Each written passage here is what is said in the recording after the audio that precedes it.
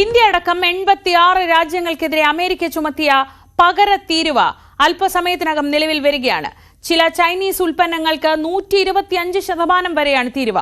9:30 മുതൽ തീരുവ നിലവിൽ വരും. ഇതിനിടെ അമേരിക്കൻ ഓഹരി വിപണി വീണ്ടും നഷ്ടത്തിൽ ക്ലോസ് ചെയ്തു.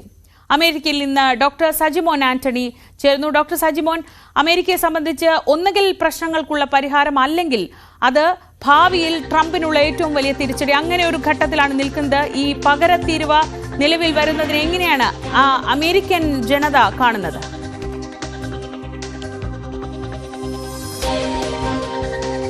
എന്താണ് ഇങ്ങനൊരു വലിയൊരു മുദ്രാവാക്യം അല്ലെ വലിയൊരു സെൻസിറ്റീവ് ഇഷ്യൂ ആയിട്ട് ഇത് വളരാനായിട്ടുള്ള കാരണവും?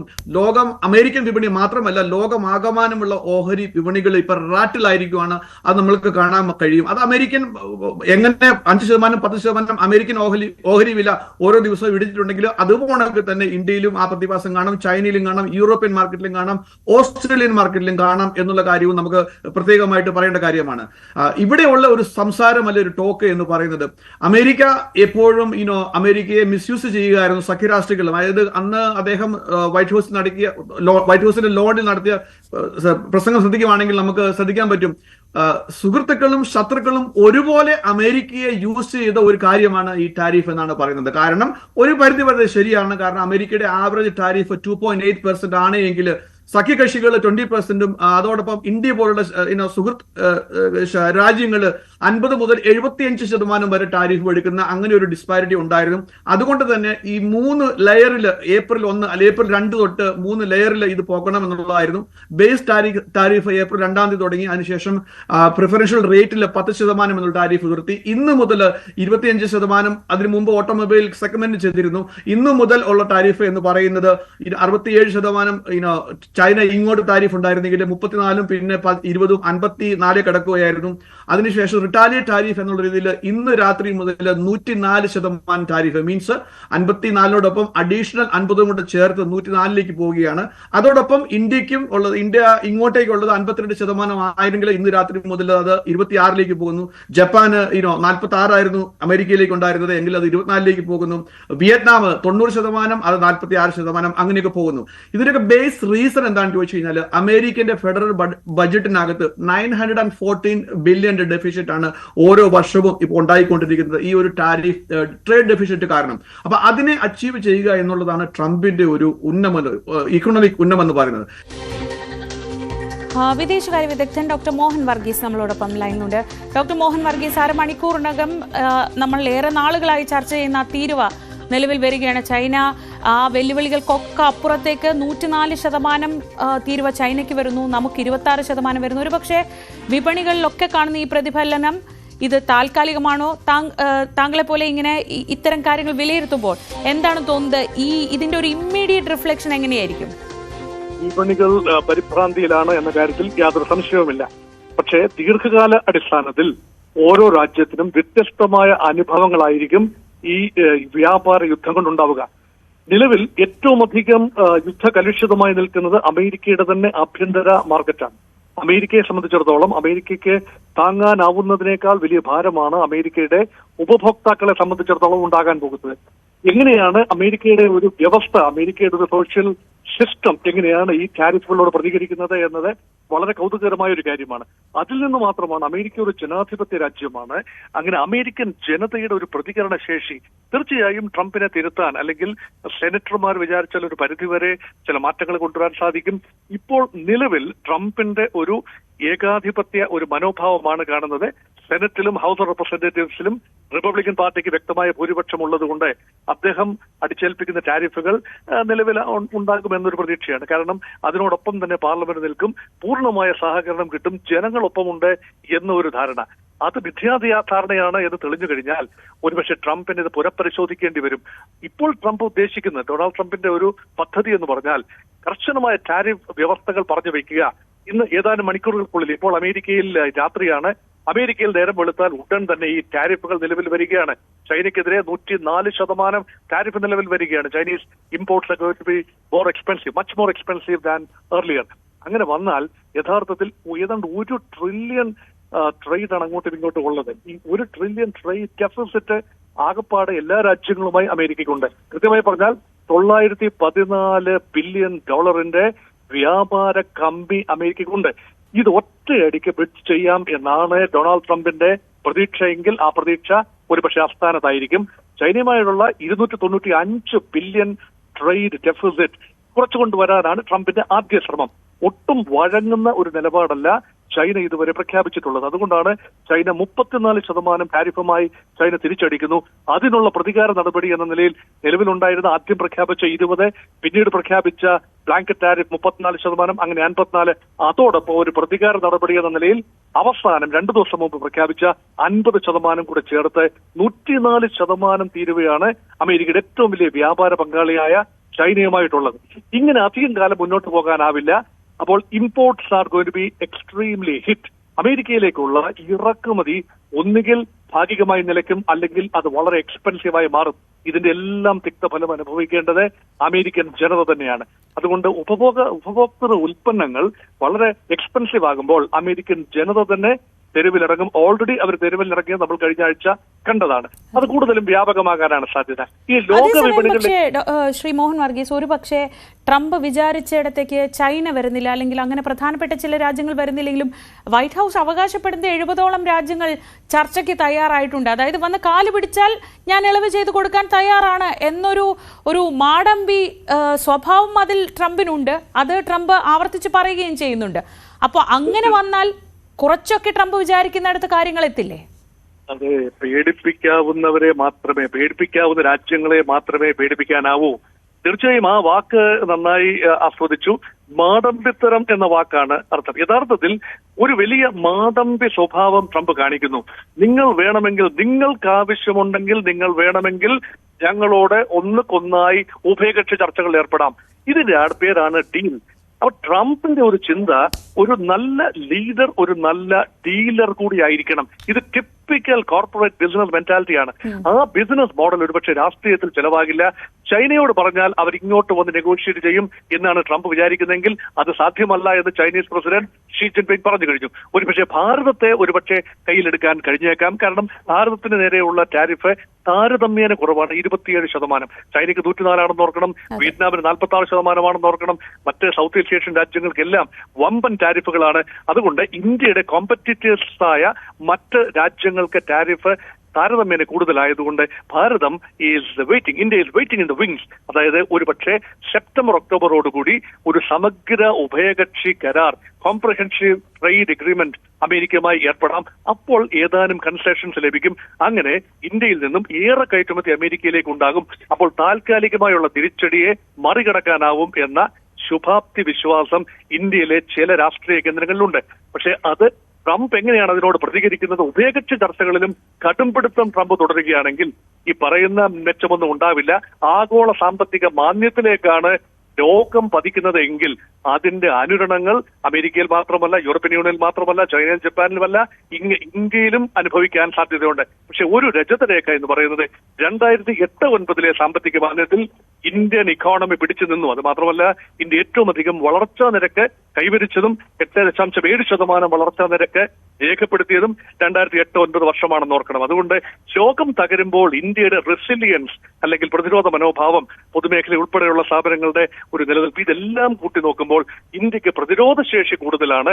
സാമ്പത്തികമായ തിരിച്ചടികളെ നേരിടാനുള്ള പ്രതിരോധ ശേഷി കൂടുതലായതുകൊണ്ട് ലോക വ്യാപാര ക്രമം തന്നെ, ലോക സാമ്പത്തിക ക്രമം പുനഃക്രമീകരിക്കപ്പെടുമ്പോൾ ഭാരതത്തിന് പ്രതീക്ഷയ്ക്ക് വകയുണ്ട് എന്നാണ് ചിലരുടെയെങ്കിലും അഭിപ്രായം. അതുകൊണ്ട് രണ്ട് രീതിയിലും, കാരണം ആകെ തകരുമെന്ന് പ്രതീക്ഷിക്കുന്ന ഒരു വിഭാഗം ആളുകളും, എന്നാൽ ഭാരതത്തിന് മാത്രമായി ചിലത് ഏറെ പ്രതീക്ഷിക്കാനുണ്ട് എന്ന് ചിന്തിക്കുന്ന മറ്റൊരു വിഭാഗവുമുണ്ട്. ഇത് എങ്ങനെയാണ് അടുത്ത 6 മാസത്തിലെ ഉഭയകക്ഷി ട്രേഡ് നെഗോസിയേഷൻ എന്നതിനെ ആസ്പദമാക്കിയായിരിക്കും നമ്മുടെ മുന്നോട്ടുള്ള പോക്ക്. ഈ 50 രാജ്യങ്ങൾ മുതൽ 70 രാജ്യങ്ങൾ വരെ ഒന്നൊന്നായി അമേരിക്കയോട് സംസാരിക്കാൻ തയ്യാറായി എന്നത് അമേരിക്കൻ സ്റ്റേറ്റ് ഡിപ്പാർട്ട്മെന്റ് ക്ലെയിമാണ്, അല്ലെങ്കിൽ വിദേശകാര്യ വകുപ്പിന്റെ ക്ലെയിമാണ്. ഈ ക്ലെയിം എത്രത്തോളം സ്ഥിരീകരിക്കാനാവുമെന്നറിയില്ല. അങ്ങനെ ഉണ്ടെങ്കിൽ തന്നെ എത്രത്തോളം മീനിങ്ഫുൾ ആയ ഡീലുകൾ ഉണ്ടാകും. ആദ്യം ഉണ്ടാകുന്ന ഏതാനും ഡീലുകളുടെ ചുവട് പിടിച്ചായിരിക്കും പിന്നീടുള്ള ഡീലുകൾ. അങ്ങനെ 193 രാജ്യങ്ങളുമായും ഒന്നൊന്നായി അടുത്ത 2-3 വർഷത്തിനുള്ളിൽ തന്നെ ഡീലുകളിൽ ഏർപ്പെടാം. അങ്ങനെ അമേരിക്കയിലേക്ക് കൂടുതൽ അമേരിക്കയിലേക്കുള്ള ഇറക്കുമതി ഘട്ടം ഘട്ടമായി കുറച്ചു കൊണ്ടുവന്ന് ഒരു ബ്രേക്ക് ഈവൻ ലെവലായി മാറും. അങ്ങനെ $1 trillion trade deficit completely erase ചെയ്ത് കളയാം. അതുപോലെ അമേരിക്കയെ ഒരു പ്രൊഡക്ഷൻ ഹബ്ബായി ഒക്കെ മാറ്റിക്കളയാം എന്നാണ് ട്രംപ് ഇപ്പോൾ വിചാരിക്കുന്നത്. അതിന് എല്ലാ കാര്യങ്ങളും ഒത്തുവന്നെങ്കിൽ മാത്രമേ ട്രംപിന്റെ ആ പദ്ധതി നടക്കൂ. അതുകൊണ്ട് മറ്റു രാജ്യങ്ങൾ ഒരുപക്ഷെ കൂടുതൽ പരസ്പരം സഹകരിക്കാൻ യൂറോപ്യൻ യൂണിയനും ചൈനയും തമ്മിലും ചൈനയും ഇന്ത്യയും തമ്മിലും സഹകരിക്കാനുള്ള സാധ്യതയാണ് വഴി ഒരു പുതിയ ലോക വ്യാപാര ക്രമം ഉടലെടുത്തേക്കാം, അല്ലെങ്കിൽ ഒരു വ്യാപാര സൗഹൃദങ്ങൾ ഉടലെടുത്തേക്കാം. അങ്ങനെ പലതരം മാറ്റങ്ങൾക്ക് ഒരു പക്ഷേ വിധേയമായേക്കാം. എങ്ങനെയാണിത് ആഗോള വിപണികളെ ബാധിക്കുക? ഇപ്പോൾ അമേരിക്കയിലെ വിപണികളിലൊക്കെ തിരിച്ചടിയാണ് ഉണ്ടാവുന്നത്. അതെങ്ങനെ മറ്റ് ഇടങ്ങളെ ബാധിക്കും? ഇങ്ങനെ ഒരു പക്ഷേ ഇന്ന് 9:30 ഈ പകരം തീരുവ നിലവിൽ വന്ന ശേഷം ലോകം ആകാംക്ഷയോടെ ഉറ്റുനോക്കാൻ പോകുന്നത് ഇനി ഉണ്ടാകുന്ന മാറ്റങ്ങളിലേക്കാണ്. വളരെ നന്ദി ശ്രീ മോഹൻ വർഗീസ് പ്രതികരിച്ചതിന്. മറ്റ് വാർത്തകളിലേക്ക് നമുക്കൊന്ന് പോയി വരാം. കരുവന്നൂർ കള്ളപ്പണക്കേസിൽ കുറ്റപത്രം സമർപ്പിക്കുന്നത് വേഗത്തിലാക്കാൻ ഇഡി. അന്തിമ കുറ്റപത്രം ഈ മാസം തന്നെ സമർപ്പിക്കും. കെ രാധാകൃഷ്ണനെ വീണ്ടും ചോദ്യം ചെയ്യേണ്ടതില്ല എന്നാണ് ഇഡിയുടെ നിലപാട്. നവമി ദിനേശ് കൊച്ചിയിൽ നിന്ന് കൂടുതൽ വിവരങ്ങൾ നൽകും. നവമി, കെ രാധാകൃഷ്ണനെ മുൻ ജില്ലാ സെക്രട്ടറി എന്ന നിലയ്ക്ക് ചോദ്യം ചെയ്യുന്നതോടെ ഈ കേസുമായി ബന്ധപ്പെട്ട അന്വേഷണങ്ങൾ പൂർണ്ണമായി അവസാനിച്ചു കഴിഞ്ഞോ?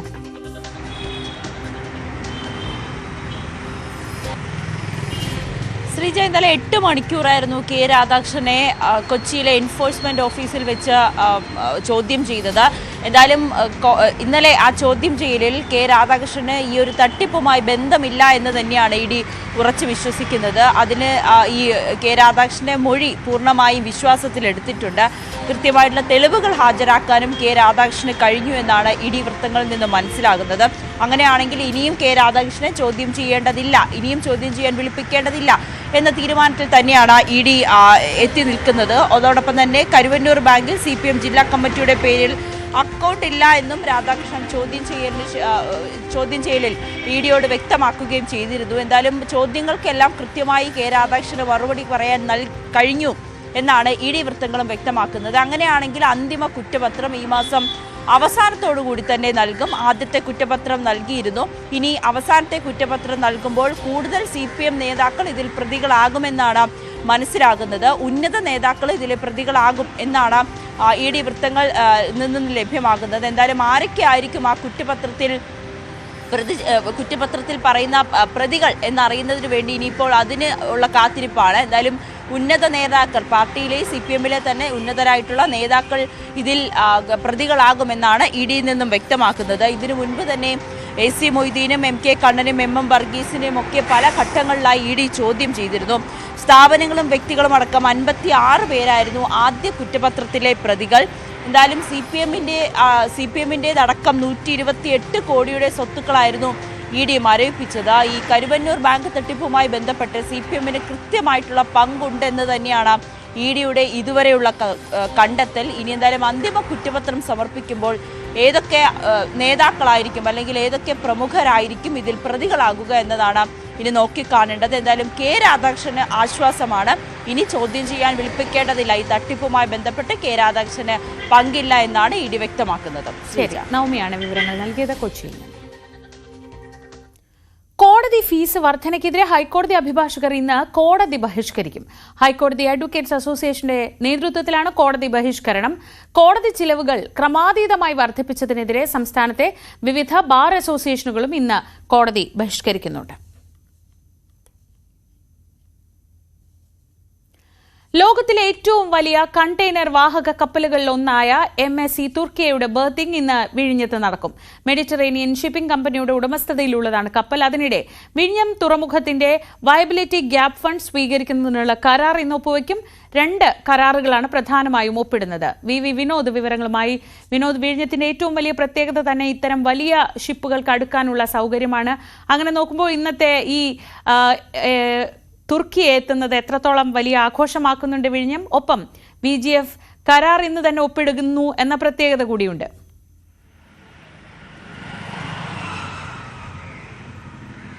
ശ്രീജ, ദ്രുതഗതിയിൽ തന്നെയാണ് വിഴിഞ്ഞത്ത് കാര്യങ്ങൾ മുന്നോട്ട് പോകുന്നത്. നേരത്തെ നമുക്കറിയാം ഈ കോവിഡിൻ്റെ ഒരു പശ്ചാത്തലമുണ്ടായിരുന്നു. അതിനുശേഷം കാലാവസ്ഥാ വ്യതിയാനം ഉൾപ്പെടെയുള്ള പ്രശ്നങ്ങൾ ഇതെല്ലാം തന്നെ വലിയ വെല്ലുവിളി ഉയർത്തിയിരുന്നു വിഴിഞ്ഞം തുറമുഖ നിർമ്മാണത്തിന്. ഇടയ്ക്ക് കരിങ്കല്ല് കിട്ടാത്തതിൻ്റെ പ്രതിസന്ധി, ഇതെല്ലാം ഈ ഒരു കാലവിളംബം അല്ലെങ്കിൽ അങ്ങനെ ഒരു സമയദൈർഘ്യത്തിലേക്ക് കാര്യങ്ങൾ എത്തിച്ചിരുന്നു. പക്ഷേ ഇപ്പോൾ വളരെ വേഗത്തിലാണ്. കാരണം ഈ മദർഷിപ്പുകൾ എത്തുന്ന ആ ഒരു സാഹചര്യം മുതൽ തന്നെ വലിയ തോതിൽ കണ്ടെയ്നറുകൾ എത്തുകയും അവിടെ നിന്ന് ചരക്ക് നീക്കം നടക്കുകയും ചെയ്യുന്നു. ഫീഡർ കപ്പലുകൾ പലയിടങ്ങളിൽ നിന്നായി വരുന്നുണ്ട്.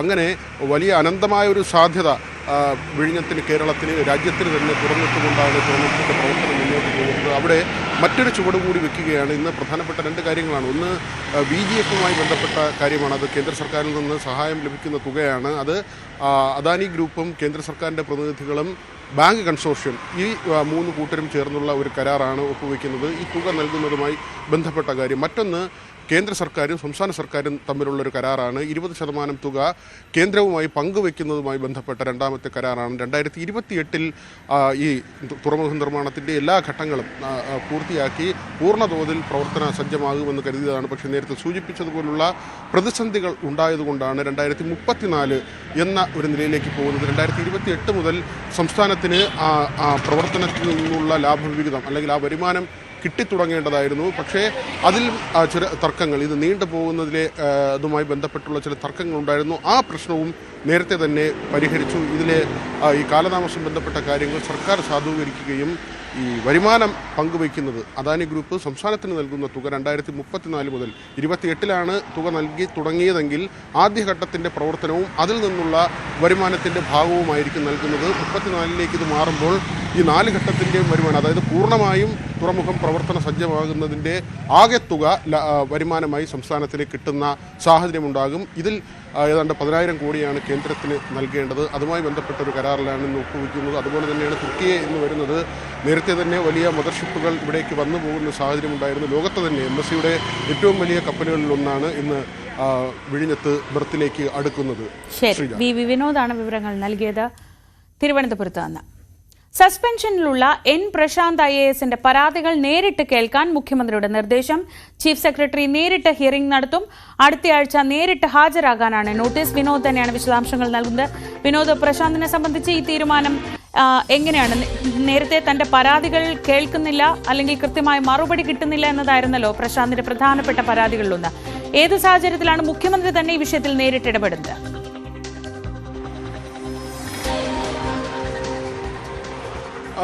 ശ്രീജ, വളരെ ഗൗരവമുള്ളൊരു കാര്യം തന്നെയാണ്. കാരണം ഈ സിവിൽ സർവീസ് രംഗത്ത് ഏറ്റവും ഉന്നത ശ്രേണിയിലുള്ള ഉദ്യോഗസ്ഥർ തമ്മിലുള്ള ഒരു വിഴുപ്പലക്കൽ, അത് ഒരു സീനിയർ ഉദ്യോഗസ്ഥനെതിരെ പ്രശാന്ത് ഇടുന്ന ഫേസ്ബുക്ക് പോസ്റ്റ്, അതൊക്കെ തന്നെ വലിയ തോതിൽ ചർച്ചയാകുകയും ചീഫ് സെക്രട്ടറി അതിൽ വിശദീകരണം ചോദിക്കുമ്പോൾ തിരിച്ച് തൻ്റെ ഫേസ്ബുക്ക് പോസ്റ്റ്, അതുമായി ബന്ധപ്പെട്ട ഡോക്യുമെൻറ്റുകൾ, അതിൻ്റെ വസ്തുതാപരമായ കാര്യങ്ങൾ, ഇതെല്ലാം തന്നെ തിരികെ ചോദിക്കുകയാണ്. എങ്ങനെയാണ് അതൊരു ഉയർന്ന ഉന്നത IAS ഉദ്യോഗസ്ഥനെതിരെയുള്ള തൻ്റെ പരാമർശങ്ങളായി മാറും തൻ്റെ പോസ്റ്റുകൾ? അത് എങ്ങനെയാണ് വിശദീകരിക്കുക, അതിൻ്റെ തെളിവുകൾ തരിക തുടങ്ങിയ കാര്യങ്ങൾ പറഞ്ഞാണ് 2 തവണ ചീഫ് സെക്രട്ടറിക്ക് പ്രശാന്ത് കത്ത് നൽകിയത്. ചീഫ് സെക്രട്ടറി ആകട്ടെ ആദ്യത്തെ കത്തിനെ അവഗണിക്കാനുള്ള തീരുമാനമാണെങ്കിലും പിന്നീട് ഇതെല്ലാം തന്നെ ഈ അച്ചടക്ക സമിതിക്ക് മുമ്പാകെ അവതരിപ്പിക്കാം എന്ന ഒരു മറുപടി പ്രശാന്തിന് നൽകുകയുണ്ടായി. കഴിഞ്ഞ ഈ ഏപ്രിൽ 1 പ്രശാന്ത് ഒരു ഫേസ്ബുക്ക് പോസ്റ്റ് ഇടുകയും ചെയ്തു. വളരെ സുപ്രധാനമായൊരു തീരുമാനത്തിലേക്ക് പോകുന്നു എന്ന തരത്തിലായിരുന്നു ആ പോസ്റ്റ്. അത് കണ്ടപ്പോൾ പലരും കരുതിയത് പ്രശാന്ത് ഒരുപക്ഷെ സർവീസിൽ നിന്ന് രാജിവെച്ച് പുറത്തു പോകാനുള്ള തീരുമാനമായിരിക്കുമെന്നാണ്. പക്ഷേ അത് ഏപ്രിൽ ഫൂളിൻ്റെ ഭാഗമായാണോ എന്ന ഒരു സംശയം പോലും ആ ഘട്ടത്തിൽ ഉയർന്നതാണ്. പക്ഷേ അദ്ദേഹം ഏതായാലും കടുത്ത തീരുമാനത്തിലേക്കൊന്നും തന്നെ പോയില്ല. ജയതിലകും അതോടൊപ്പം തന്നെ ഗോപാലകൃഷ്ണൻ മറ്റൊരു IAS ഉദ്യോഗസ്ഥനാണ്. ഈ 2 IAS ഉദ്യോഗസ്ഥർക്കെതിരെയാണ് പ്രശാന്തിൻ്റെ പരോക്ഷമോ അല്ലെങ്കിൽ പ്രത്യക്ഷമോ ആയിട്ടൊക്കെയുള്ള പോരാട്ടങ്ങൾ നടന്നത്. പട്ടികജാതി വകുപ്പിൽ ഉണ്ടായിരുന്നപ്പോഴാണ് ജയതിലകുമായി പ്രശാന്ത് തർക്കത്തിലാകുന്നത്. പിന്നീട് കഴിഞ്ഞ നവംബറിൽ പ്രശാന്ത് സസ്പെൻഷനിലാവുകയും മറ്റൊരു കാര്യത്തിൽ, അതായത് വാട്സപ്പ് ചാറ്റുകളുടെ പേരിൽ ഉദ്യോഗസ്ഥർക്കിടയിൽ ഐക്യം തകർക്കുന്നു എന്നതിൻ്റെ പേരിൽ ഗോപാലകൃഷ്ണനും സസ്പെൻഷനിലായിരുന്നു. പക്ഷേ ഗോപാലകൃഷ്ണൻ തിരികെ സർവീസിൽ കയറി. പ്രശാന്തിൻ്റെ സസ്പെൻഷൻ വീണ്ടും ജനുവരിയിൽ ഒന്നുകൂടി വർദ്ധിപ്പിക്കുകയാണ് ചെയ്തത്. അദ്ദേഹം ഇപ്പോഴും സസ്പെൻഷനിൽ തുടരുകയാണ്. ഇപ്പോൾ മുഖ്യമന്ത്രിയുടെ ഇടപെടലുണ്ടായിരിക്കുന്നു. ഈ നിർദ്ദേശമനുസരിച്ച് ചീഫ് സെക്രട്ടറി തന്നെ കേൾക്കണം, അത് ഈ വിഷയം പരിഹരിക്കുക എന്നൊരു പ്രധാനപ്പെട്ട കാര്യം സർക്കാരിൻ്റെ മുന്നിലുണ്ട്. ആ ഒരു ഗൗരവത്തോടെ തന്നെയാണ് ഈ വിഷയത്തെ സർക്കാർ സമീപിക്കുന്നത്. ശ്രീജ. ശരി, വി വിനോദാണ് വിവരങ്ങൾ നൽകിയത് തിരുവനന്തപുരത്ത് നിന്ന്. CPIയുടെ 3 ദിവസം നീണ്ടു നിൽക്കുന്ന നേതൃയോഗങ്ങൾക്ക് ഇന്ന് തുടക്കമാവുന്നു. ഇന്ന് സംസ്ഥാന എക്സിക്യൂട്ടീവ്, നാളെയും മറ്റന്നാളും സംസ്ഥാന കൌൺസിൽ എന്നിവ ചേരും. സമ്മേളനങ്ങളിൽ മത്സരവിലക്ക് ഏർപ്പെടുത്താനുള്ള നേതൃത്വത്തിന്റെ നീക്കത്തിനെതിരെ കൌൺസിലിൽ വിമർശനം ഉയർന്നേക്കും. വിവരങ്ങളുമായി ഡാൻ കുര്യൻ. ഡാൻ, ഉൾപാർട്ടി ജനാധിപത്യത്തെക്കുറിച്ച് ഏറ്റവും കൂടുതൽ സംസാരിക്കുന്ന പാർട്ടികളിൽ ഒന്നാണ് കമ്മ്യൂണിസ്റ്റ് പാർട്ടികൾ. അതിൽ CPIയുടെ ഭാഗത്തു നിന്ന് അങ്ങനെ ഒരു സർക്കുലർ ഇറങ്ങിയത് നമ്മൾ തന്നെ റിപ്പോർട്ട് ചെയ്യുകയും വലിയ വാർത്തയാവുകയും ഒക്കെ ചെയ്തിരുന്നു. അതിനുശേഷം നടക്കുന്ന ഒരു നേതൃയോഗം എന്ന നിലയ്ക്ക് ഈ വിഷയം എത്രത്തോളം പ്രധാനപ്പെട്ട ചർച്ചയായി വരും? കെ ഇസ്മായിലിനെതിരായ നടപടിയെ ആ വിഷയത്തിൽ എങ്ങനെയായിരിക്കും ചർച്ചകൾ?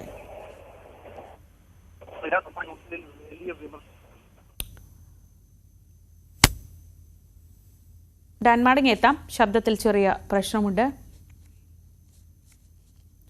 ഡാനിലേക്ക് മടങ്ങിയെത്താം. ചെറിയൊരു സാങ്കേതിക തടസ്സമുണ്ട്. വെള്ളാപ്പള്ളിയുടെ മലപ്പുറം പരാമർശത്തിൽ പ്രതികരണവുമായി കേന്ദ്രമന്ത്രി ജോർജ് കുര്യൻ. സമുദായ നേതാക്കൾ സംസാരിക്കുന്നത് സമുദായത്തിനു വേണ്ടിയാണ്, അതിനെ അങ്ങനെ ചെയ്യരുത് എന്ന് പറഞ്ഞ് എതിർക്കാൻ കഴിയില്ല. മലപ്പുറം ഒരു പ്രത്യേക രാജ്യമെന്ന് പറഞ്ഞത് പോസിറ്റീവായി കണ്ടാൽ മതിയെന്നും ജോർജ് കുര്യൻ പറഞ്ഞു. സമുദായ നേതാക്കന്മാര് അവരുടെ സമുദായത്തിന് വേണ്ടിയാണ് പറയുന്നത്. അപ്പൊ അതുകൊണ്ട് അതിന്റെ അകത്ത് കയറി നമ്മളെന്തിനാ പറയുന്നത്? അവരുടെ സമുദായം വേണ്ട എന്ന് എനിക്ക് പറയാൻ പറ്റുമോ? അവർക്ക് സ്വാതന്ത്ര്യം വേണ്ടെന്ന് എനിക്ക് പറയാൻ പറ്റുമോ? അവർക്ക് ഭക്ഷണം വേണ്ടെന്ന് എനിക്ക് പറയാൻ പറ്റുമോ? ഞാൻ രാഷ്ട്രീയക്കാരനല്ലേ. മറ്റു വാർത്തകളിലേക്ക് മടങ്ങിയെത്താം ഇടവേളയ്ക്ക് ശേഷം.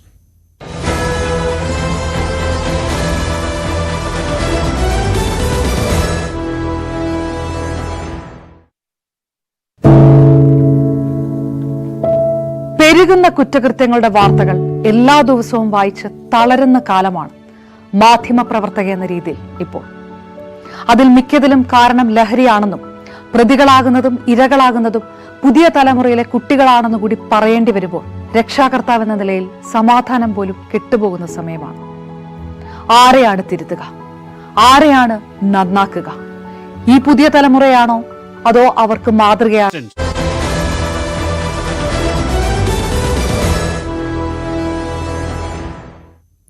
കേന്ദ്ര സർക്കാർ കൊണ്ടുവന്ന വഖഫ് ഭേദഗതി നിയമം ഇന്നലെ മുതൽ പ്രാബല്യത്തിൽ വന്നു. നിയമം പിൻവലിക്കണമെന്നാവശ്യപ്പെട്ട് സോളിഡാരിറ്റി യൂത്ത് മൂവ്മെന്റും SIU കേരളയും കോഴിക്കോട് അന്താരാഷ്ട്ര വിമാനത്താവളം ഇന്ന് ഉപരോധിക്കും. കൂടുതൽ വിവരങ്ങൾ MS അനീഷ് കുമാർ നൽകും. അനീഷ്, മുസ്ലിം സംഘടനകളൊക്കെ നിയമപരമായി ഇതിനെ നേരിടാൻ ഒരുങ്ങുമ്പോഴാണ് ഇന്നിപ്പോൾ പ്രതിഷേധം മലപ്പുറത്ത് തന്നെ ഉണ്ടാവുന്നത്. എന്തൊക്കെയാണ് വിവരങ്ങൾ? തീർച്ചയായും വലിയ പ്രതിഷേധങ്ങളാണ് കഴിഞ്ഞ ഏതാനും ദിവസങ്ങളായി സംസ്ഥാനത്തിന്റെ വിവിധ ഭാഗങ്ങളിലുള്ളത്. പ്രത്യേകിച്ചും മലബാർ മേഖലയിൽ വിവിധ മുസ്ലിം സംഘടനകൾ ഇതുമായി ബന്ധപ്പെട്ട പ്രസ്താവനകളും വാർത്താ സമ്മേളനങ്ങളും ഒക്കെ രംഗത്തെത്തിയിരുന്നു. ഇതിന് പിന്നാലെയാണ് ഇപ്പോൾ എയർപോർട്ട് ഉപരോധം അടക്കമുള്ള സമര മുഖത്തേക്ക് കൂടുതൽ സജീവമായി ഇറങ്ങുന്ന പരിപാടികളുമായി വിവിധ സംഘടനകൾ രംഗത്തെത്തിക്കൊണ്ടിരിക്കുന്നത്. ഇതിനിടയിലാണ് സോളിഡാരിറ്റി മൂവ്മെന്റ് അടക്കമുള്ളവ ഇന്ന് എയർപോർട്ട് ഉപരോധിക്കുന്നത്. ഒപ്പം മുസ്ലിം ലീഗ് അടക്കമുള്ള പ്രമുഖ രാഷ്ട്രീയ പാർട്ടികളും വരും ദിനങ്ങളിൽ ഈ വഖഫ് നിയമത്തിനെതിരെ പ്രതിഷേധവുമായി രംഗത്തെത്തുന്നുണ്ട്. വലിയ ബഹുജന മാർച്ച്, ബഹുജനങ്ങളെ അണിനിരത്തിയുള്ള മാർച്ച് നടത്തിയതിനെ നേരിടാൻ തന്നെയാണ് അവർ തയ്യാറെടുക്കുന്നത്. ഒരു വശത്ത് ഈ വഖഫ് നിയമവുമായി ബന്ധപ്പെട്ട വിവാദങ്ങൾ കൊഴുക്കുമ്പോൾ മറുവശത്ത് ഏറ്റവും അധികം വഖഫ് നിയമം കേരളത്തിൽ ചർച്ചയായ വഖഫ് ഭൂമിയുമായി ബന്ധപ്പെട്ട മുനമ്പത്തെ വിഷയം, അത് വഖഫ് ട്രൈബ്യൂണലിന്റെ പരിഗണനയിൽ ഇന്നും വരുന്നുണ്ട്. ഇന്നലെ കേസ് പരിഗണിച്ചു. ഇരു ഭാഗവും അവരവരുടെ വാദമുഖങ്ങളുമായി അണിനിരന്നു. വഖഫ് ഭൂമി ആണ് എന്ന് വ്യക്തമാക്കുന്ന തരത്തിലുള്ള 5 പരാമർശങ്ങൾ ഈ ആധാരത്തിൽ, വഖഫ് ചെയ്ത ആധാരത്തിൽ തന്നെ ഉണ്ട് എന്നാണ് വഖഫ് ബോർഡ് വാദിച്ചത്. എന്നാൽ മറുവശത്ത് പൂർണ്ണ ക്രയവിക്രയ അനുമതിയോടുള്ള ഭൂമിയാണ് അത്. അതുകൊണ്ട് ഈ ഫാറൂഖ് കോളേജിന് അത് ഇഷ്ടപ്രകാരം ചെയ്യാനുള്ള സ്വാതന്ത്ര്യം, അല്ലെങ്കിൽ ഭൂമി വിൽക്കുന്നതിനോ മറ്റു കാര്യങ്ങൾക്കായി വിനിയോഗിക്കുന്നതിനുള്ള സ്വാതന്ത്ര്യമുണ്ട് എന്ന് അവർ വാദിക്കുകയും ചെയ്തിരുന്നു. മുൻപും നിവാസികളും കേസിൽ കക്ഷി ചേർന്നിരുന്നു. എന്നാൽ ഈ സിദ്ദിഖ് സേഠിന്റെ മകളുടെ മക്കൾ അവർ നിലപാട് മാറ്റി രംഗത്തെത്തിയതാണ് ഏറ്റവും ശ്രദ്ധേയം.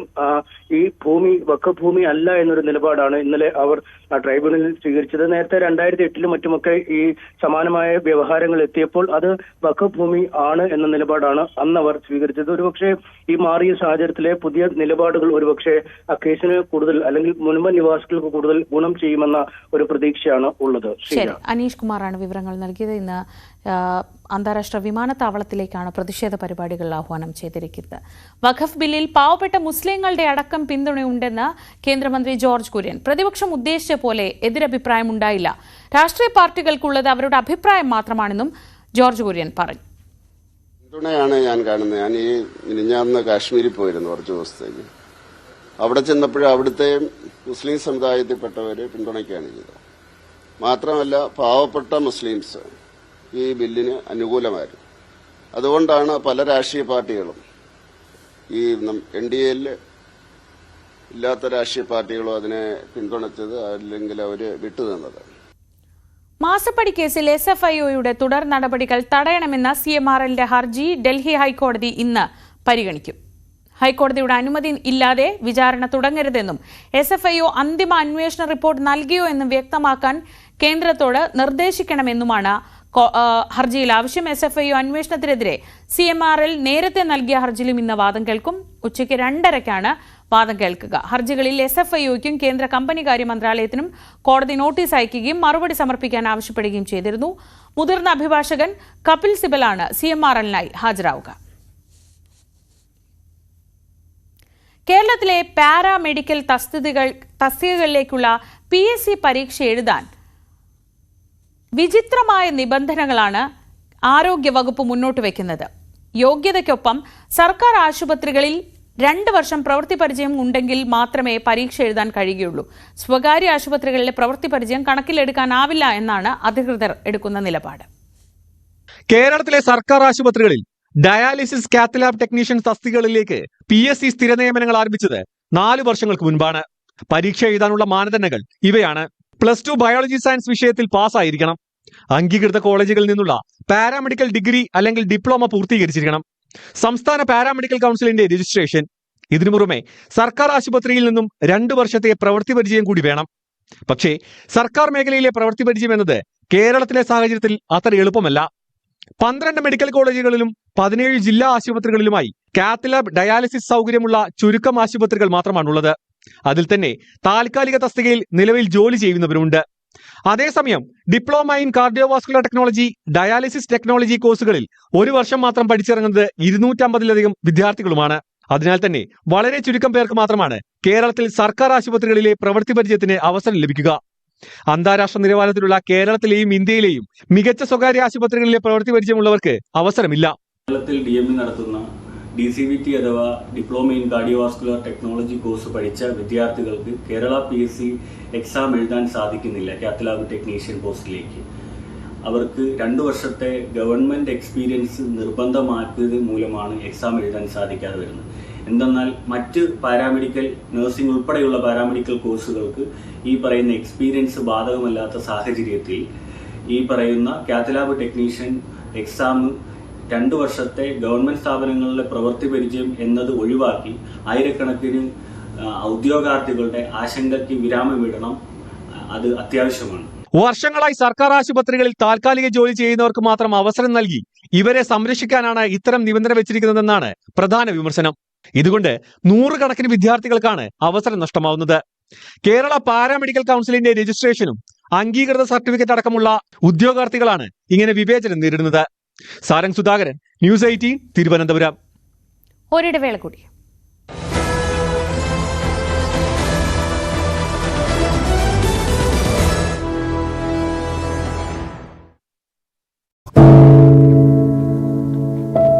പെരുകുന്ന കുറ്റകൃത്യങ്ങളുടെ വാർത്തകൾ എല്ലാ ദിവസവും വായിച്ച് തളരുന്ന കാലമാണ് മാധ്യമപ്രവർത്തക എന്ന രീതിയിൽ ഇപ്പോൾ.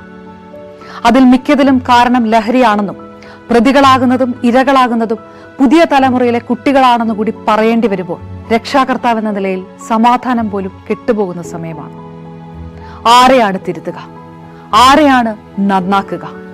ഈ പുതിയ തലമുറയാണോ അതോ അവർക്ക് മാതൃകയാകേണ്ട നമ്മളെ തന്നെയാണോ? 4ാമത്തെ പെഗിൽ ഐസ് ക്യൂബ് വീഴുമ്പോൾ ഞാൻ എവിടെ എത്തുമെന്ന് പറയുന്ന നായകനെ വേണ്ട എന്ന് പറയാൻ ഒരിക്കലും നമുക്ക് കഴിഞ്ഞിട്ടില്ല. എല്ലാ പ്രതിസന്ധികളിൽ നിന്നും എഴുന്നേറ്റ് വരാൻ ലഹരി ഒപ്പം വേണമെന്നും വിഷമത്തിലും സന്തോഷത്തിലുമെല്ലാം ലഹരി കൂടെ ഉണ്ടാകണം എന്ന് പറഞ്ഞ തലമുറയാണ് നമ്മുടേത്. ലഹരിക്ക് കുടുംബ സദസ്സുകളിൽ ഉണ്ടായിരുന്ന ടാബു പോലും തുടച്ചു കളഞ്ഞ തലമുറയാണ് നമ്മുടേത്. അച്ഛനും അമ്മയും കുട്ടികളുടെ മുന്നിലിരുന്ന് മദ്യപിക്കുന്ന കാലത്ത് ഇതിലും വലിയ ലഹരിയിലേക്ക് കടക്കരുതെന്ന് കുട്ടികളോട് ആ രക്ഷിതാക്കൾക്ക് എങ്ങനെയാണ് പറയാൻ കഴിയുക? നോക്കൂ, കൈവിട്ടു പോകുന്നത് നമുക്ക്.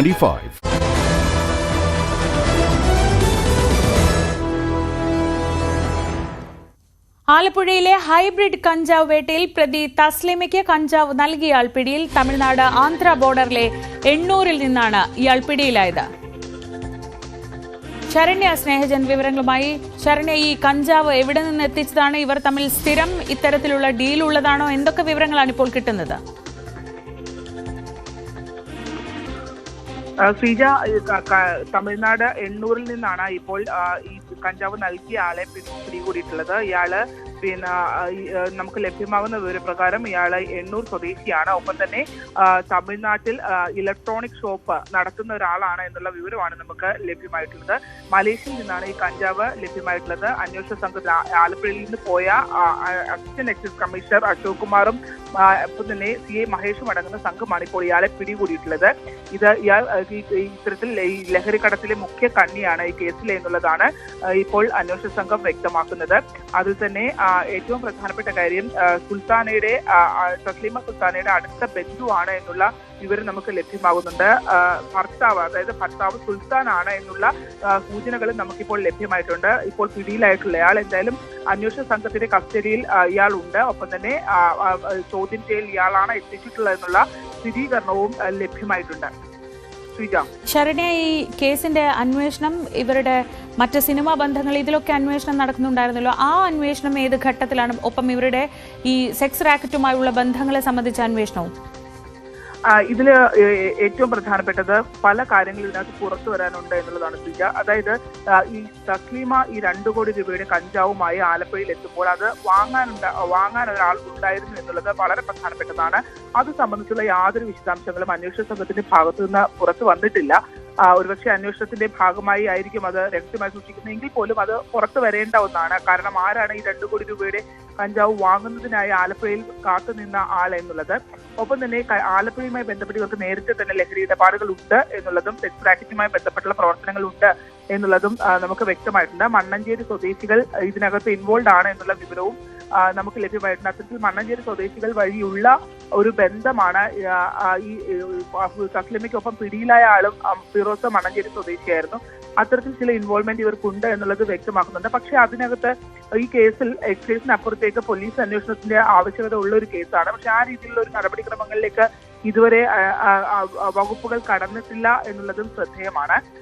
എന്തായാലും ഇപ്പോൾ ഏറ്റവും പ്രധാനപ്പെട്ട സംഭവം എന്ന് പറയുന്നത് ഈ തസ്ലിമയ്ക്ക് കഞ്ചാവ് എത്തിച്ച് നൽകിയ ആളെ സംബന്ധിച്ചുള്ള അയാൾ പിടിയിലായിരിക്കുന്നു എന്നുള്ളതാണ്. അത് ഇരുവരും ചേർന്നാണോ ഇത്തരത്തിൽ ഒരു കാരണം തസ്ലീമ സുൽത്താൻ എന്നാണ് ഇവരുടെ ഫുൾ നെയിം. സുൽത്താൻ എന്നുള്ളത് ഇവരുടെ ഭർത്താവാണ്. അയാൾ തമിഴ്നാട് എണ്ണൂർ സ്വദേശിയാണ്. എണ്ണൂരിൽ നിന്ന് പിടിയിലായിട്ടുള്ളത് സുൽത്താനാണ് എന്നുള്ള വിവരവും നമുക്കിപ്പോൾ ലഭ്യമായിട്ടുണ്ട്. അത്തരത്തിൽ കുടുംബം ഒന്നിച്ചാണ് ഇങ്ങനെ ഒരു ഇടപാട് നടത്തിയിരുന്നത് എന്നുള്ള വിവരമാണ് ഇപ്പോൾ ലഭ്യമാകുന്നത്. നമുക്ക് ഏറ്റവും ശ്രദ്ധേയമായ കാര്യം ഈ കുട്ടികൾ ഉൾപ്പെടെ ഇവിടേക്ക് വന്നിരുന്നു എന്നുള്ളതാണ്. അതായത് തസ്ലിമയുടെ 2 മക്കളെ ഉൾപ്പെടെ ഈ കഞ്ചാവ് കടത്തിനായി ഉപയോഗിച്ചിരുന്നു. ഈ കുട്ടികൾ ഉൾപ്പെടെ വരുന്ന ഘട്ടത്തിൽ അത് ചെക്കിങ്ങിന് വിധേയമാകാത്തതുകൊണ്ട് തന്നെ ഈ കുട്ടികളെയും കൊണ്ടാണ് ഇവർ ഇവിടേക്ക് വരികയും ചെയ്തിരുന്നത്. ആ ഘട്ടത്തിൽ സുൽത്താൻ ഇവരോടൊപ്പം ഉണ്ടായിരുന്നു എന്നുള്ള ഒരു സ്ഥിരീകരണത്തിലേക്ക് ടീം പോകേണ്ടതുണ്ട്. എന്തായാലും ഈ ഭർത്താവ് സുൽത്താനാണ് പിടിയിലായിട്ടുള്ള സൂചന നമുക്കിപ്പോൾ ലഭ്യമായിട്ടുണ്ട്. ശരി, ശരണ്യ സ്നേഹജനാണ് വിവരങ്ങൾ നൽകിയത് ആലപ്പുഴയിൽ നിന്ന്.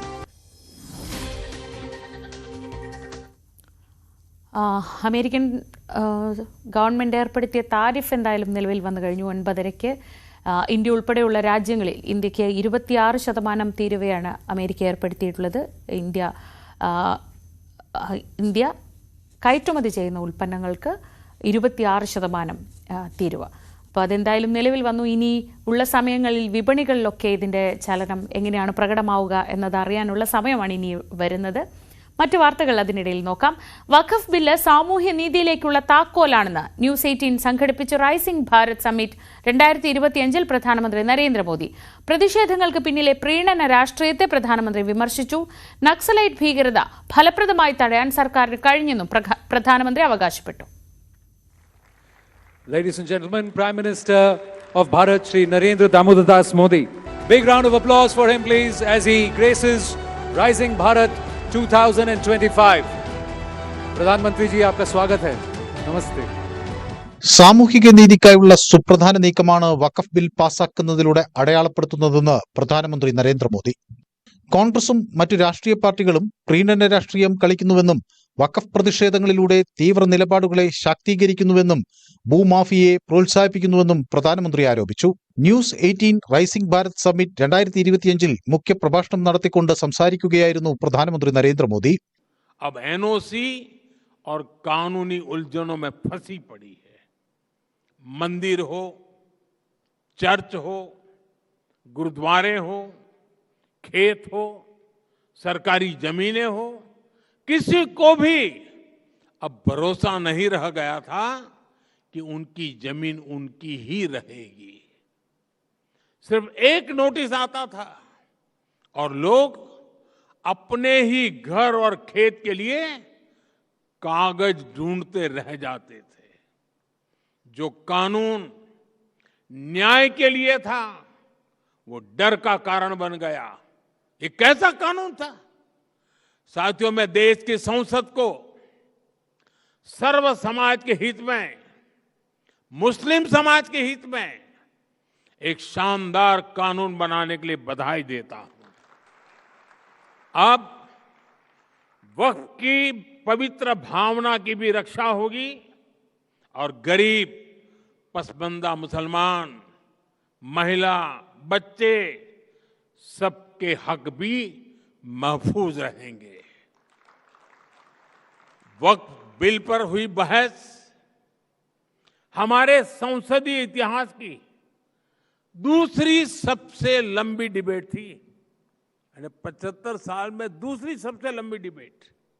इस बिल को लेकर दोनों सदनों को मिलाकर 16 घंटे चर्चा हुई. കാശ്മീരിലെ കലാപം തടയുന്നതിനും നക്സലൈറ്റ് ഭീകരത ഇല്ലാതാക്കുന്നതിനും മുൻ സർക്കാരുകൾ വേണ്ടത്ര ശ്രമിച്ചില്ലെന്ന് പ്രധാനമന്ത്രി നരേന്ദ്രമോദി ആരോപിച്ചു. മുൻപ് ദ്വിരാഷ്ട്ര സിദ്ധാന്തം മുകളിൽ നിന്ന് അടിച്ചേൽപ്പിച്ചതാണെന്നും ഐക്യത്തിലും സഹവർത്തിത്വത്തിലും വിശ്വസിക്കുന്ന സാധാരണ മുസ്ലിങ്ങളുടെ ഇഷ്ടത്തെ അത് പ്രതിഫലിക്കുന്നില്ലെന്നും പ്രധാനമന്ത്രി പറഞ്ഞു. साथियों, आप नक्सलवाद को भी देखिए. देश के 125 से अधिक जिले नक्सलवाद की चपेट में, हिंसा की चपेट में थे. 125 डिस्ट्रिक्ट. जहां से नक्सलवाद शुरू होता था वहां सरकार की बाउंड्री खत्म हो जाती थी. बड़ी संख्या में नौजवान नक्सलवाद से पीड़ित थे. हमने ऐसे नौजवानों को मुख्य धारा में लाने के लिए प्रयास किए. बीते 10 वर्षों में 8,000 से अधिक नक्सलियों ने सरेंडर किया है, हिंसा का रास्ता छोड़ा है. आज नक्सल प्रभावित जिलों की संख्या भी 20 से कम रह गई है.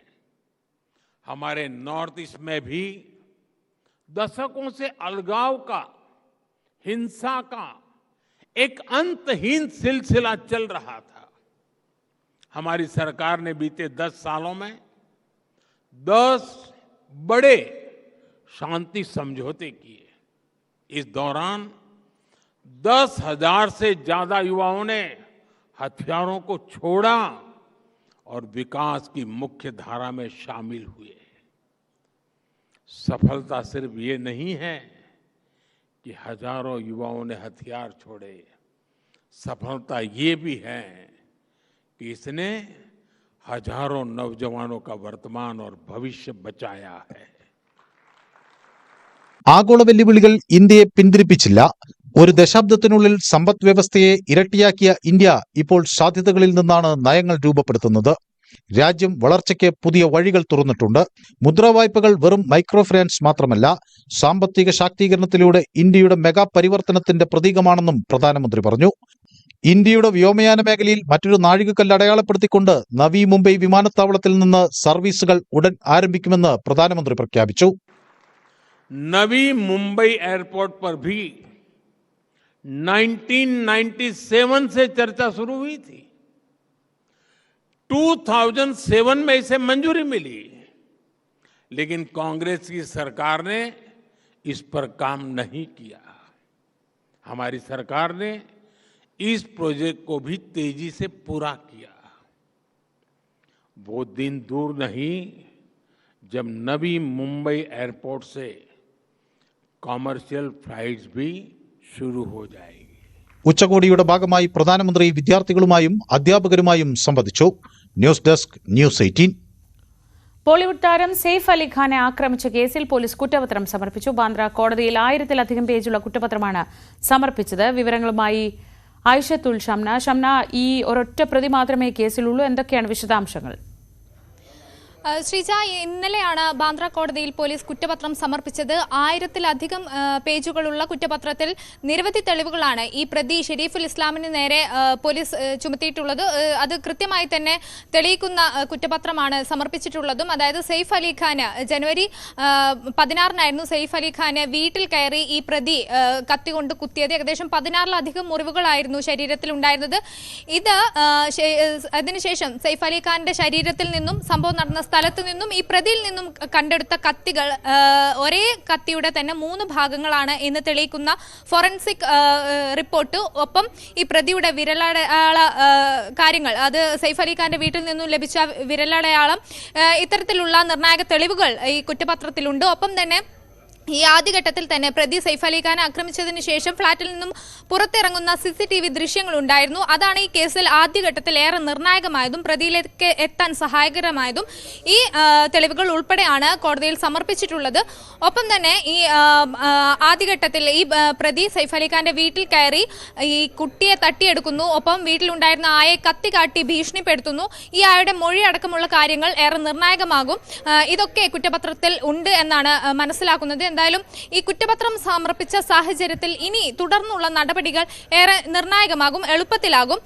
എന്തായാലും ഈ ജനുവരി 16-ന് ഈ അക്രമം നടക്കുമ്പോൾ ഏറെ ചർച്ച ചെയ്യപ്പെട്ട ഒരു വിഷയമാണ്. കാരണം ഒരു ബോളിവുഡ് താരത്തിന്റെ വീട്ടിൽ, അതും വലിയ രീതിയിലുള്ള സുരക്ഷാ സന്നാഹങ്ങളുള്ള ഒരു വീട്ടിൽ എങ്ങനെയാണ് ഇത്തരത്തിലുള്ള ഒരു ആക്രമണം ഉണ്ടായത് എന്ന് വലിയ ചോദ്യമായിരുന്നു. ഇത് സെയ്ഫ് അലി ഖാന്റെ നാടകമാണോ എന്ന തരത്തിൽ പോലും അന്ന് ചർച്ചകൾ ഉണ്ടായിരുന്നു. പക്ഷേ വളരെ ഗുരുതരമായാണ് പരിക്കുപറ്റിയത് എന്ന ഡോക്ടർമാരുടെ റിപ്പോർട്ടുകൾ പുറത്തു വന്നിരുന്നു. ഒരു 2 മില്ലിമീറ്ററെങ്കിലും ആ കത്തി വീണ്ടും താഴ്ന്നിരുന്നെങ്കിൽ മരണം വരെ സംഭവിക്കാവുന്ന തരത്തിലുള്ള ഗുരുതരമായ മുറിവാണ് സെയ്ഫ് അലി ഖാന് അന്ന് ഉണ്ടായത്. ഈ കാര്യങ്ങളൊക്കെ അന്ന് ഏറെ ചർച്ച ചെയ്യപ്പെട്ടതാണ്. അതിലാണ് ഇപ്പോൾ 3 മാസം പിന്നിടുമ്പോൾ കുറ്റപത്രം സമർപ്പിച്ചിരിക്കുന്നത്. ശ്രീജ, ഷംനയാണ് വിവരങ്ങൾ നൽകിയത്. ന്യൂസ് ഡെസ്കിൽ നിന്ന്. കൊട്ടാരക്കര ഉമ്മന്നൂർ പഞ്ചായത്ത് സമിതി യോഗത്തിൽ കൂട്ടയടി. പാറക്വാറിക്ക് ലൈസൻസ് നൽകുന്നതുമായി ബന്ധപ്പെട്ട് ചേർന്ന യോഗത്തിലായിരുന്നു കൂട്ടയടി ഉണ്ടായത്. വൈസ് പ്രസിഡന്റ് ഉൾപ്പെടെ 4 പേർക്ക് പരിക്കേറ്റു. വിനീഷ് വിവരങ്ങളുമായി. വിനീഷ്, എങ്ങനെയാണ് ഈ പഞ്ചായത്ത് സമിതി യോഗം ഇങ്ങനൊരു സംഘർഷത്തിലേക്കൊക്കെ കലാശിച്ചത്? എന്തായിരുന്നു അവിടെ പ്രശ്നങ്ങൾക്ക് കാരണം? കഴിഞ്ഞ ദിവസമായിരുന്നു ഇങ്ങനൊരു സംഭവം ഉണ്ടായത്. പാറക്വാറിക്ക് ലൈസൻസ് നൽകുന്നതുമായി ബന്ധപ്പെട്ട് കൂടിയ യോഗത്തിലാണ് കൂട്ടയടി ഉണ്ടായത്. വൈസ് പ്രസിഡന്റ് ഉൾപ്പെടെ 4 പേർക്കാണ് ഇതിൽ പരിക്കേറ്റത്. 4 പേരും ഇപ്പോൾ കൊട്ടാരക്കര താലൂക്ക് ആശുപത്രിയിൽ ചികിത്സ തേടിയ സാഹചര്യമാണ് ഉള്ളത്. ഇത് ഉമ്മന്നൂർ ഗ്രാമപഞ്ചായത്ത് വൈസ് പ്രസിഡന്റ് സുജാതൻ, കോൺഗ്രസ് അംഗം അനീഷ് മംഗലത്ത്, കോൺഗ്രസ് അംഗമായിരുന്ന ജിജോയ് വർഗീസ്, BJP മുൻ അംഗം ഹരികുമാർ എന്നിവർക്കാണ് പരിക്കേറ്റിരിക്കുന്നത്. ഇതിൽ ജിജോയിയെ പാർട്ടി വിരുദ്ധ പ്രവർത്തനങ്ങളുടെ പേരിൽ കഴിഞ്ഞ ദിവസം കോൺഗ്രസ് പുറത്താക്കിയ സാഹചര്യം ഉണ്ടായിരുന്നു. അതുപോലെ തന്നെ ഈ കോറിക്ക് പ്രവർത്തനാനുമതി പുതുക്കുന്നതിൽ പ്രതിഷേധിച്ച് കോൺഗ്രസ് ഭരണസമിതിക്കുള്ള പിന്തുണ BJP മുൻ അംഗമായിരുന്ന ഹരികുമാർ ചൊവ്വാഴ്ച രാവിലെ പിൻവലിക്കുകയും ചെയ്തിരുന്നു. സെക്രട്ടറിക്ക് അയാൾ കത്തും നൽകിയിരുന്നു. ഇതിന്റെ ഈ സംഭവം ഇങ്ങനെയാണ് ശ്രീജ. 2 മണിക്ക് തുടങ്ങിയ യോഗമാണ്. പ്രസിഡന്റ് അജണ്ട വായിക്കാനായി തുടങ്ങിയപ്പോൾ ജിജോയി ഡൈസിലേക്ക് ഇറങ്ങി ചെല്ലുകയും പ്രതിഷേധം ഉണ്ടാവുകയും ചെയ്തു. ഉടൻ തന്നെ ഈ അജണ്ട ജിജോയി തട്ടിയെടുക്കുന്ന സാഹചര്യമായിരുന്നു ഉണ്ടായിരുന്നത്. ഇത് മറ്റ് പ്രവർത്തകരെയും ചൊടിപ്പിച്ചു. തുടർന്ന് വാക്കുതർക്കവും കയ്യാങ്കളിയിലേക്കും എത്തി. ദൃശ്യങ്ങളിൽ തന്നെ നമുക്ക് വ്യക്തമാണത്. അതുപോലെ തന്നെ ഈ ജിജോയും അനീഷും തമ്മിലാണ് വാക്കുതർക്കവും കയ്യാങ്കളിയിലേക്കും എത്തിയത്. ഈ സമയത്ത് സുജാതൻ എന്ന് പറയുമ്പോൾ വൈസ് പ്രസിഡന്റ് ആണ്. സുജാതനും ഹരികുമാറും തമ്മിൽ ഏറ്റുമുട്ടി. അങ്ങനെ വലിയ രീതിയിലുള്ള സംഘർഷത്തിലേക്ക് കാര്യങ്ങൾ എത്തിയത്. പിന്നീടാണ് 4 പേരും പരസ്പരം കയ്യാങ്കളിയിലേക്ക് എത്തുന്നു. ഏകദേശം ഒരു 10-15 മിനിറ്റ് സമയത്തോളം വലിയൊരു ഭീകരാന്തരീക്ഷമായിരുന്നു അവിടെ സൃഷ്ടിച്ചത്. അപ്പോൾ ഈ മറ്റ് പഞ്ചായത്ത് ജീവനക്കാരെല്ലാം ഓടിയെത്തിയാണ് ഇവരെ അനുനയിപ്പിക്കാനുള്ള ശ്രമം നടത്തുകയൊക്കെ ചെയ്തത്. പക്ഷേ ഈ പോലീസ് സ്റ്റേഷനും ഈ പഞ്ചായത്ത് ഓഫീസുമായിട്ട് നല്ല ദൂരമുണ്ട്, പോലീസ് എത്താനും ഒരുപാട് വൈകി എന്ന് പറയുന്നുണ്ട്. പക്ഷെ എന്തായാലും വലിയ രീതിയിലുള്ള പ്രതിഷേധങ്ങൾക്ക് ഇത് കാരണമായി. അങ്ങനെ ഈ പ്രതിപക്ഷം വെളിയിൽ ഈ പഞ്ചായത്ത് ഓഫീസിന് വെളിയിൽ വന്ന് പ്രതിഷേധിച്ച ഒരു സാഹചര്യത്തിലാണ് മറ്റംഗങ്ങൾ എല്ലാവരും കൂടി ചേർന്ന് ഈ വീണ്ടും യോഗം കൂടുകയും ഈ അജണ്ട പാസ്സാക്കുകയും ചെയ്തത് എന്നാണ് ഇപ്പോൾ അറിയാൻ കഴിയുന്നത്. എന്തായാലും ഇതിൽ 4 പേര് ചികിത്സയിൽ കഴിയുന്നു. 4 പേരും കൊട്ടാരക്കര പോലീസിൽ പരാതി നൽകിയിട്ടുണ്ട്. ശരി, വിനീഷാണ് വിവരങ്ങൾ നൽകിയത്. ഇതോടൊപ്പം കൊല്ലം പത്തനാപുരത്ത് മദ്യപിച്ച് ജോലി ചെയ്ത പോലീസ് ഉദ്യോഗസ്ഥർക്ക് സസ്പെൻഷൻ. പോലീസ് കൺട്രോൾ റൂമിലെ grade SI Sumesh Lal, driver C Mahesh എന്നിവരെയാണ് സസ്പെൻഡ് ചെയ്തത്. വിനീഷ് തന്നെ നൽകും വിവരങ്ങൾ. വിനീഷ്, കഴിഞ്ഞ ദിവസങ്ങളിൽ ഈ പട്രോളിങ്ങിനിടെ ഇവരെ നാട്ടുകാർ തടഞ്ഞു വെക്കുന്ന ഒരു സ്ഥിതിയൊക്കെ ഉണ്ടായിരുന്നു. ആ ദൃശ്യങ്ങളൊക്കെ സോഷ്യൽ മീഡിയയിൽ വലിയ വൈറലുമായിരുന്നു. ഇപ്പോൾ എന്താണ് ഈ സംഭവത്തിൽ എടുത്തിട്ടുള്ള നടപടി എന്താണ്? ശ്രീജ, സംഭവം പത്തനാപുരത്ത് നടന്ന സംഭവം അത് 4-ാം തീയതിയിലാണ് നടന്നത്. ഈ സംഭവം കഴിഞ്ഞ ദിവസങ്ങളിലാണ് വലിയ രീതിയിൽ സോഷ്യൽ മീഡിയയിൽ പ്രചരിച്ചത്. ഈ സംഭവത്തിൽ തന്നെ വ്യക്തമാണ്, നമുക്ക് കാണാൻ കഴിയും മദ്യപിച്ചു SIയും അതുപോലെ തന്നെ ഡ്രൈവറും മദ്യലഹരിയിലാണ് വാഹനം ഓടിച്ചത് എന്നുള്ളൊരു ആരോപണമായിരുന്നു ആ സമയത്ത് അവിടെ ഓടിക്കൂടിയ നാട്ടുകാരിൽ നിന്നും ഉണ്ടായത്. വാഹനത്തിൽ നിന്ന് പുറത്തിറങ്ങാനും ഈ ഗ്രേഡ് SI തയ്യാറായില്ല എന്നുള്ള വലിയൊരു ആരോപണം ഉയർന്നു വന്നിരുന്നു. സംഭവം ഈ ദൃശ്യങ്ങൾ പ്രചരിപ്പിച്ചതോടുകൂടി കൊല്ലം റൂറൽ ജില്ലാ പോലീസ് മേധാവി ഇതിൽ റിപ്പോർട്ട് ആവശ്യപ്പെടുന്ന സാഹചര്യമായിരുന്നു ഉണ്ടായത്. അങ്ങനെ പത്തനാപുരം CI ഇത് അന്വേഷണം നടത്തുകയും റിപ്പോർട്ട് സമർപ്പിക്കുകയും ചെയ്തു. എന്തായാലും അന്വേഷണ വിധേയമായി തന്നെ ഈ 2 പേർക്കെതിരെ നടപടിയുണ്ടായി, സസ്പെൻഷനിലേക്ക് എത്തി എന്നുള്ളതാണ് നമുക്ക് ഇവിടെ നിന്ന് പങ്കുവെക്കാനുള്ള വാർത്ത. ഈ ഗ്രേഡ് SIയും ഡ്രൈവറും മദ്യലഹരിയിലായിരുന്നു എന്നാണ് പോലീസ് കണ്ടെത്തിയിരിക്കുന്നത്. എന്തായാലും അവർക്കെതിരെ നടപടിയാണ് ഇപ്പോൾ ഉണ്ടായത്. ശരി, എസ് വിനേഷാണ് വിവരങ്ങൾ നൽകിയത് കൊല്ലത്ത് നിന്ന്. സെക്രട്ടേറിയറ്റ് നടയിൽ ആശാവർക്കർമാർ നടത്തുന്ന അനിശ്ചിതകാല സമരം 58ാം ദിവസമാണിന്ന്. സമരം ഒത്തുതീർപ്പാക്കാൻ വൈകുന്നതിൽ പ്രതിഷേധിച്ച് സാംസ്കാരിക നായകരെയും ചലച്ചിത്ര താരങ്ങളെയും ഉൾപ്പെടുത്തി ശനിയാഴ്ച സെക്രട്ടേറിയറ്റ് നടയിൽ ഒരു പൗരസാഗരം സംഘടിപ്പിക്കും. സംസ്ഥാനത്തിന്റെ വിവിധയിടങ്ങളിൽ നിന്ന് പ്രതിഷേധ പരിപാടിയിൽ പങ്കെടുക്കാൻ എത്താനായി ആശാവർക്കർമാർക്ക് ആഹ്വാനം നൽകിയിട്ടുണ്ട്. തൊഴിൽ മന്ത്രി V ശിവൻകുട്ടി പ്രശ്നപരിഹാരത്തിന് ആരോഗ്യമന്ത്രിയുമായി വീണ്ടും മധ്യസ്ഥ ചർച്ച നടത്തിയേക്കുമെന്ന സൂചനയുമുണ്ട്. വിവാദ പ്രസ്താവനയുമായി നടൻ സലീം കുമാർ. പെൺകുട്ടികൾ മുഴുവൻ ഫോണിൽ സംസാരിച്ചുകൊണ്ടാണ് നടക്കുന്നത്. എന്താണ് ഇവർക്കൊക്കെ ഇത്രയും പറയാനുള്ളത്? ഒരു വിഭാഗം യുവാക്കൾ വിദേശത്തേക്ക് പോകുന്നു, ഒരു വിഭാഗം മയക്കുമരുന്നിന് അടിമകൾ. നല്ല വിത്തുകളൊന്നും ഇവിടെയില്ല. പഴനിയിലും ശബരിമലയിലും ചെയ്യേണ്ട പൂജകൾ സ്ത്രീകൾ സെക്രട്ടേറിയറ്റിന് മുന്നിലാണ് ഇപ്പോൾ ചെയ്യുന്നതെന്നും സലീം കുമാർ പറഞ്ഞു. കോഴിക്കോട് DCC സംഘടിപ്പിച്ച സാംസ്കാരിക പരിപാടിയിലായിരുന്നു നടന്റെ പ്രതികരണം. ഞാൻ പറവൂർന്ന് കോഴിക്കോട് വരെ എത്തുന്ന നേരം റോട്ടിലൂടെ പോകുന്ന പെൺപിള്ളേരെല്ലാം മൊബൈൽ ഫോൺ പിടിച്ചിട്ട് സംസാരിച്ചിട്ടാണ് പോകുന്നത്. നിങ്ങൾ നാളത്തോളം ശ്രദ്ധിച്ചോ, ഒരു പെൺകുട്ടി പോലും മൊബൈൽ ഫോണിൽ സംസാരിക്കാതെ പോകുന്നില്ല. അവർക്ക് ഇത്ര ഇന്ത്യ ഭരിക്കുന്ന മോദിക്കുണ്ടാവൂലേ?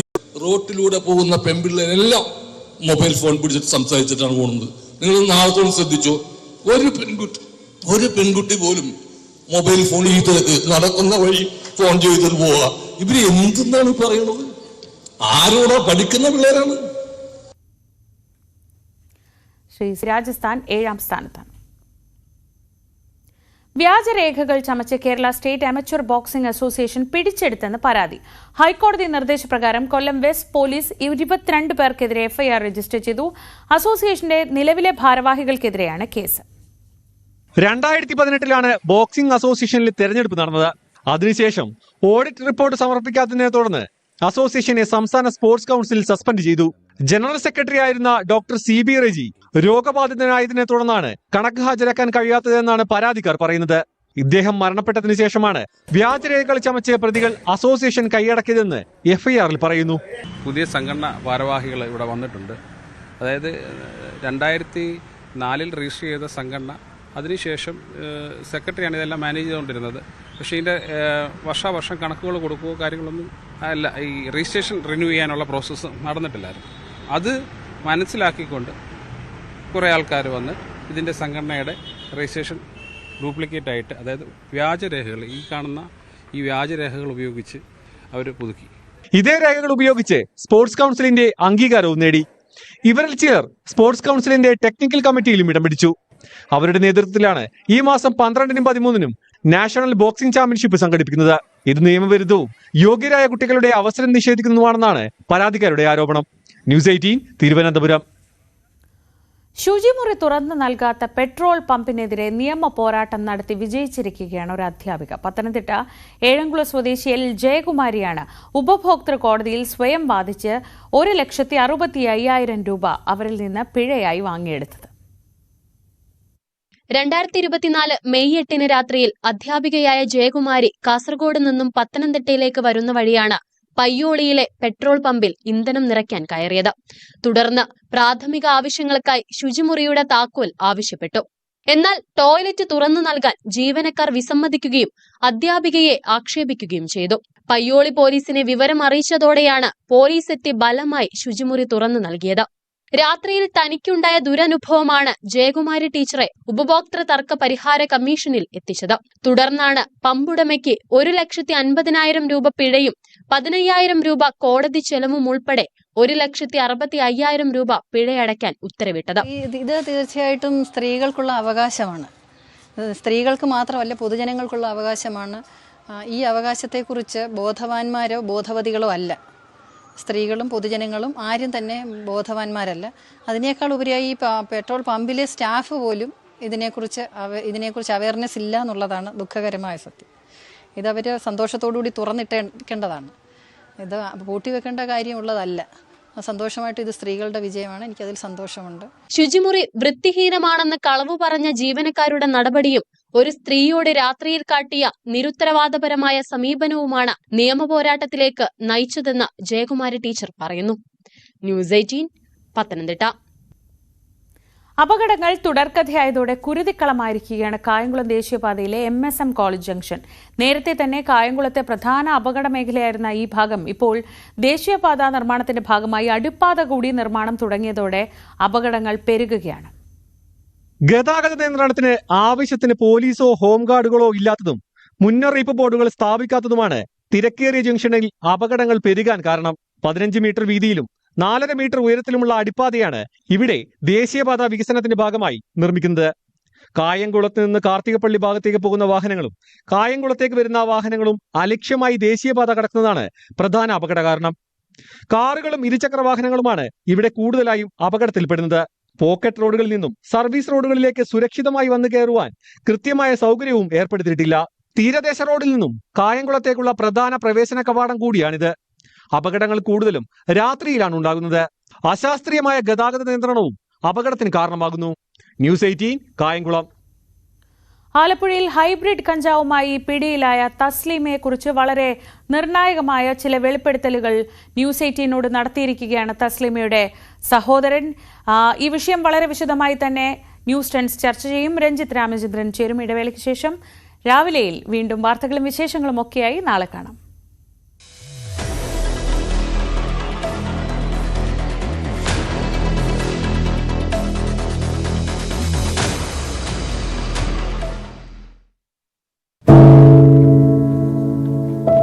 പെരുകുന്ന കുറ്റകൃത്യങ്ങളുടെ വാർത്തകൾ എല്ലാ ദിവസവും വായിച്ച് തളരുന്ന കാലമാണ് മാധ്യമപ്രവർത്തക എന്ന രീതിയിൽ ഇപ്പോൾ. അതിൽ മിക്കതിലും കാരണം ലഹരിയാണെന്നും പ്രതികളാകുന്നതും ഇരകളാകുന്നതും പുതിയ തലമുറയിലെ കുട്ടികളാണെന്നു കൂടി പറയേണ്ടി വരുമ്പോൾ രക്ഷാകർത്താവെന്ന നിലയിൽ സമാധാനം പോലും